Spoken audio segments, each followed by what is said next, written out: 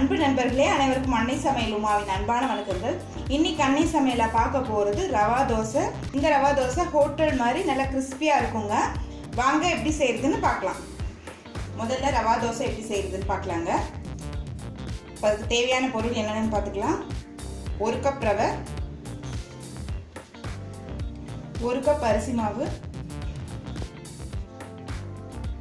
1/2 cup மைதா, தயிர் 1/4 cup,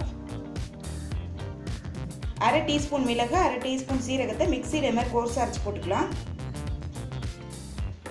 நீங்கள் விருப்பப்பட்டீங்கன்னா முழுசாக கூட போட்டுக்கலாம்.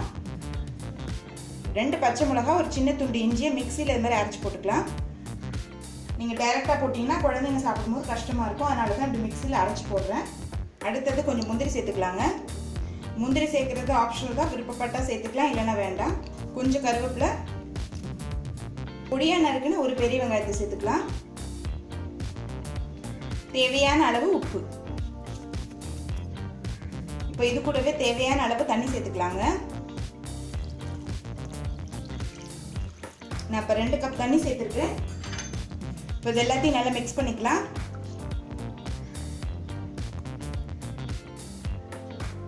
இன்னும் கொஞ்சம் தண்ணி சேர்த்துக்கலாம். இப்போ நல்லா மிக்ஸ் பண்ணியாச்சுங்க. மொத்தமாக ஒரு 4 கப் தண்ணி இருக்குங்க. இப்போ ஒரு 1/2 மணி நேரம் இது ஊற வச்சிடலாங்க. அப்போ தான் தோசை நல்லா கிறிஸ்பியாக வரும்.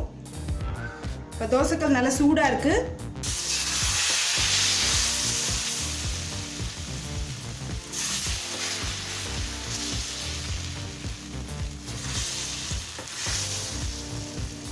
தேவையான அளவு எண்ணெய் ஊற்றிக்கலாங்க.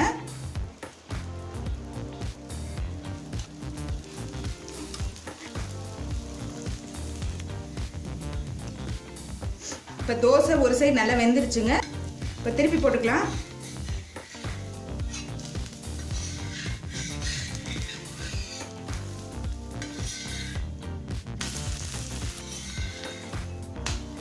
இப்போ கிறிஸ்பியான ரவா தோசை ரெடி ஆயிடுச்சுங்க. பார்த்தீங்கன்னா தெரியும் எவ்வளோ கிறிஸ்பியாக இருக்குன்னு.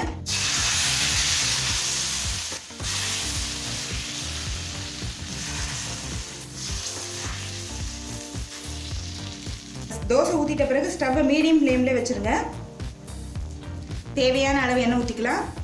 நான் கொஞ்சமாக நெய் சேர்த்துக்கிறேன். ரவா தோசை ஒரு சைடு வந்துருச்சு, திருப்பி போட்டுக்கலாங்க. இப்போ ரவா தோசை இந்த சைடு வந்துருச்சுங்க, திருப்பி போட்டுடலாம்.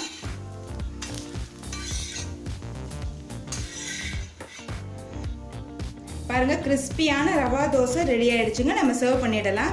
இப்போ சுவையான ரவா தோசை ரெடி ஆயிடுச்சுங்க. ட்ரை பண்ணி பாருங்க, கண்டிப்பாக உங்களுக்கே பிடிக்கும். ரெசிபி பிடிச்சிருந்ததுன்னா வீடியோவை லைக் பண்ணுங்க, கமெண்ட் பண்ணுங்க, ஷேர் பண்ணுங்க.